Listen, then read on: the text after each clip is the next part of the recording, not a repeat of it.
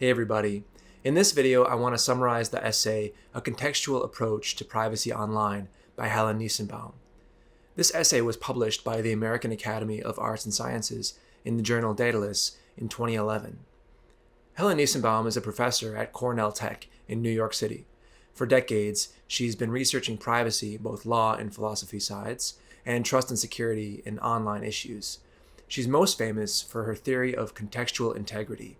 This is something that I'll talk about because it comes up in the paper, but her major statement on this theory is in her 2010 book, Privacy in Context. At the time I'm recording this, it's been cited over 3,000 times. Her work has been tremendously influential in information science, the academic side, and it's making its way into policy and technology, if a little bit slower, surely slower than she would hope.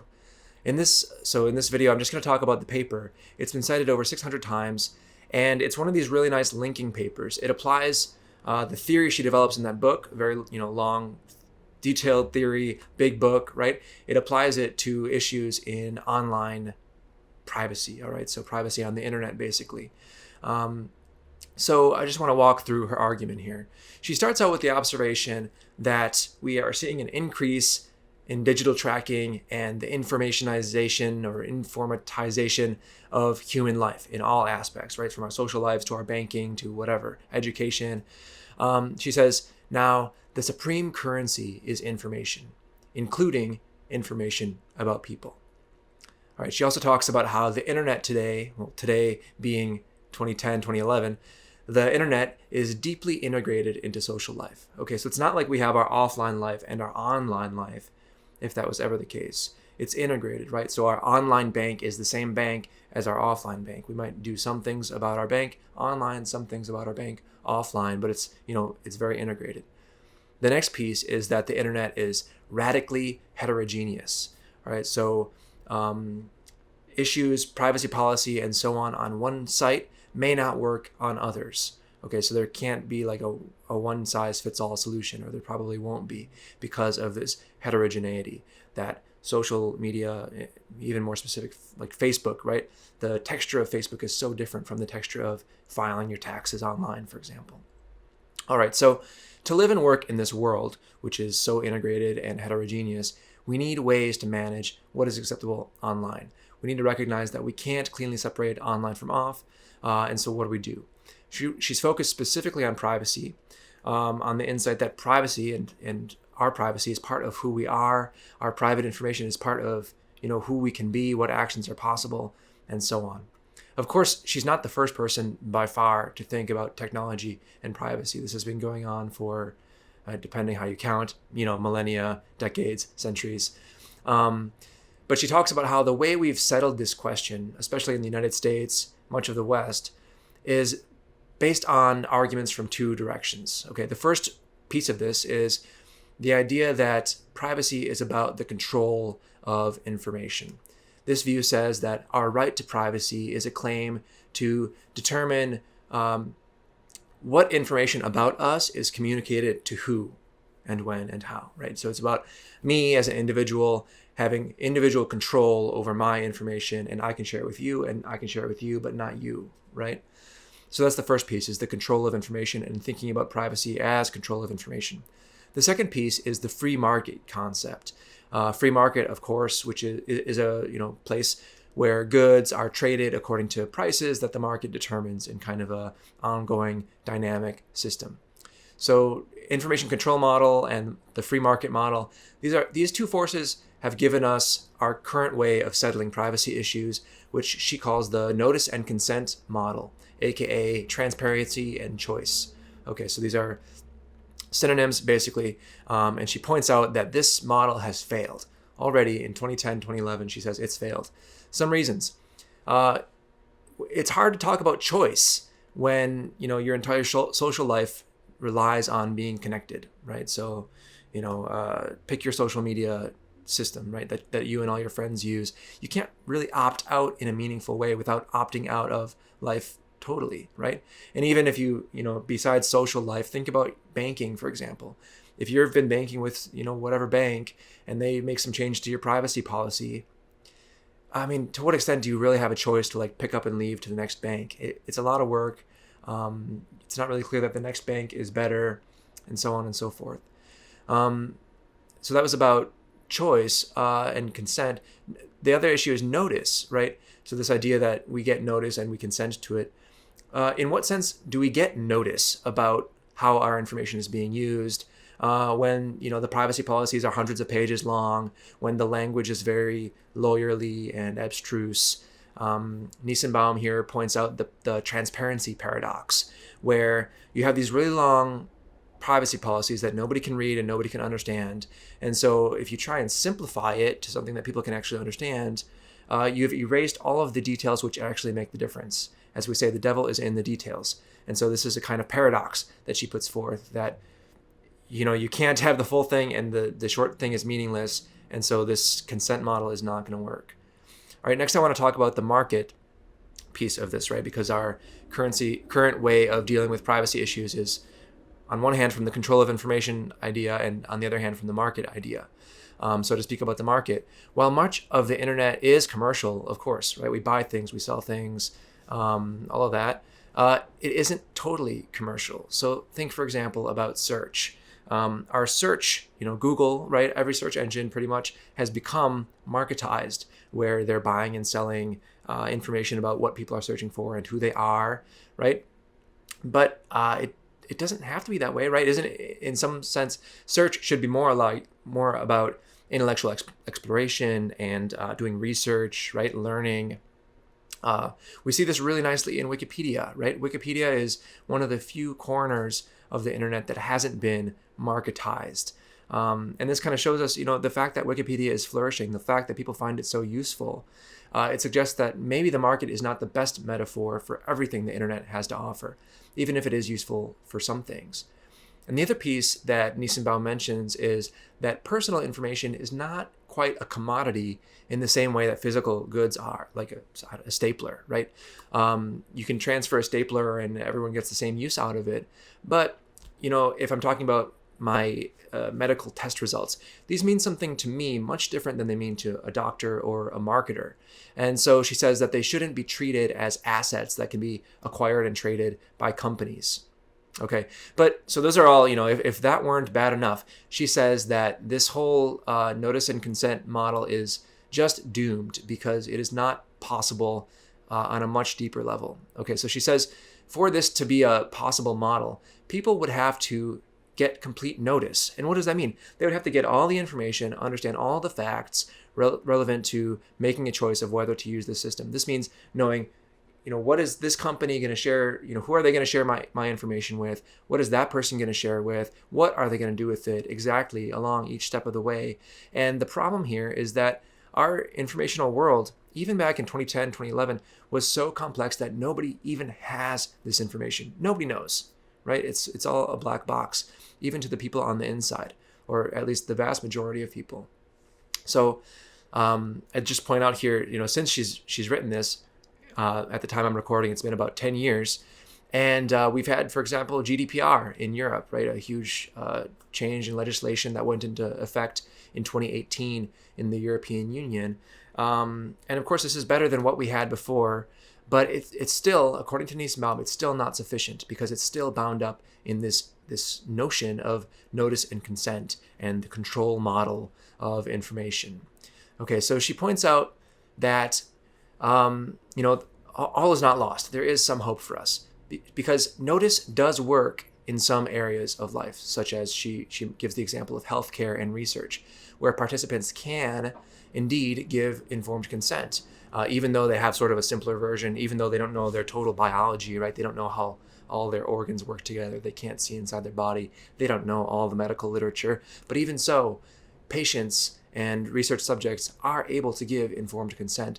And this is, she says, this is rooted in the deep trust that we have in the system, basically, what she calls supporting assurances.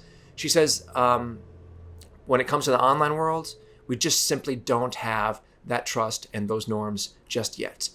We might get there, but it'll require decades at the very least. If we think, for example, about the history of surgery, right, making it safer and more reliable along the way. I mean, surgeries have been practiced for thousands of years. I think the earliest recorded ones are from like 3000 BC. But surgeries were pretty dangerous until, the past 100 years or so. There still is some danger involved. But once we started figuring out, how to deal with infections, how to do procedures more reliably, training and checks and, checklists and everything, right? We've gotten a lot better at doing surgeries more safely. And so people feel more comfortable. We've built up this trust in the system and these norms. And so if that took thousands of years, hopefully internet trust and norms doesn't take thousands of years. But anyways, her approach to defining and making policy for privacy is trying to move us in that direction to maybe make the train go a little bit faster. Okay, so it's her approach to privacy online, as I mentioned at the beginning of the video, is rooted in her idea of contextual integrity. Okay, so the main idea with this contextual integrity thing is that we humans care about different things in different contexts, and that there are complex norms that arise to guide our actions in each context.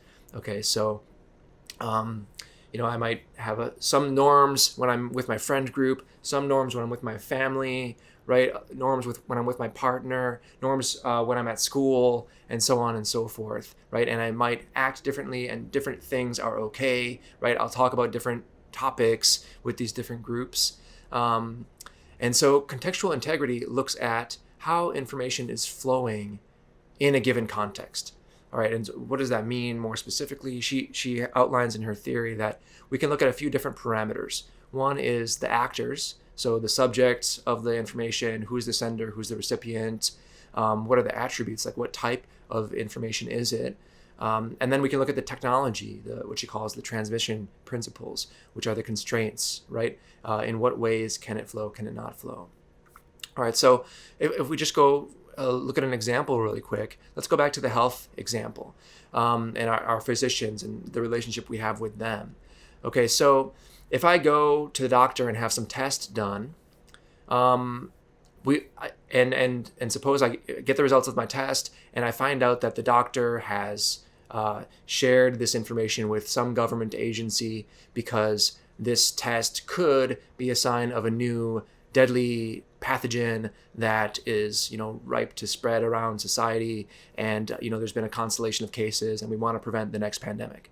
Okay, even though I didn't have control over my information in that case, I might be like, okay, I totally understand that. That's okay. I can come to terms with the fact that my doctor, shared my private information with some entity without my control or consent, because I understand it's part of this bigger picture. It's part of, a greater good type of thing, right?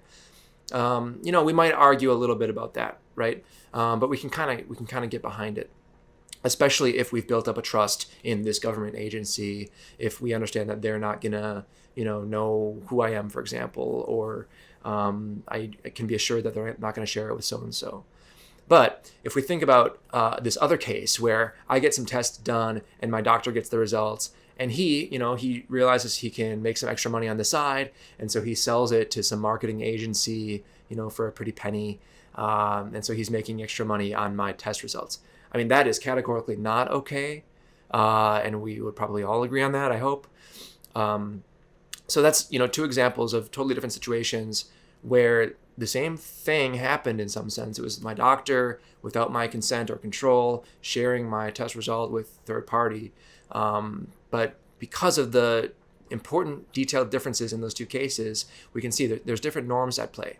Okay, so privacy under this contextual integrity model, it's not about the individual controlling their property. It's not about me having choices about who gets my information and whatever. It's about making sure that information is flowing in appropriate ways, okay? And the next piece, it's not just about individuals. It's about sort of holding up the whole of society together as a fabric, okay?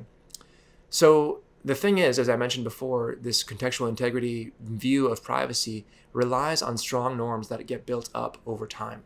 And Nissenbaum mentions that when we don't have norms, when these haven't been established, when we haven't built trust in the system, we settle into this sort of default mode. And this default mode, as she says, we can kind of think of it, it's guided by what can we do rather than what should we do. Because we don't ever talk about the should part, so we just do what we can do. That is, we kind of have a free-for-all. It's like the Wild West. Tech companies will do whatever is technologically possible, whatever will make them money. They can't think about what we should do. So I want to jump back to what I said earlier, that this notice and consent model that we have came from two sources: the control idea of privacy and the free market. Nissenbaum has problems with the control model, as I've been saying, but she's not against the free market, and she makes that pretty clear.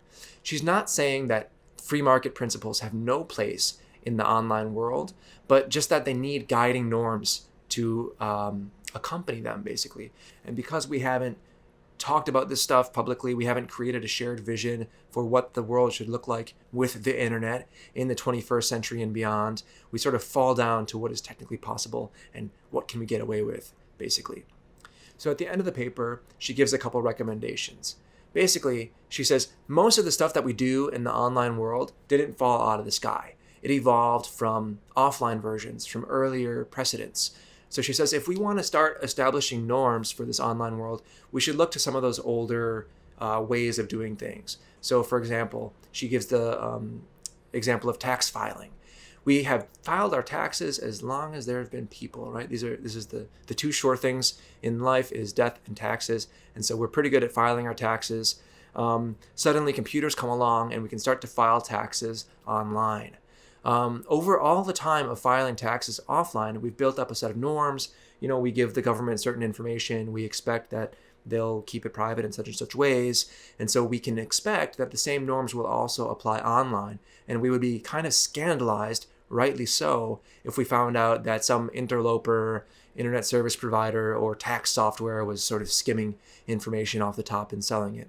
Okay, so she says, if there's a precedent, we can look back and try to understand, what is that precedent? How were the norms working with that precedent?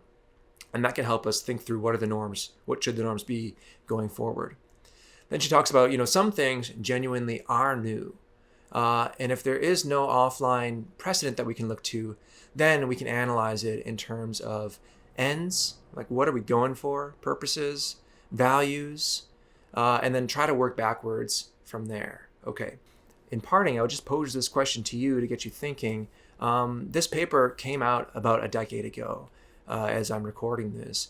And so in what ways is it dated? And in what ways is it as relevant as it ever was? So again, this was just a brief summary of the paper. I'd encourage you to read it for yourself, to dig a little deeper. I had to, collapse some things and skim over some things.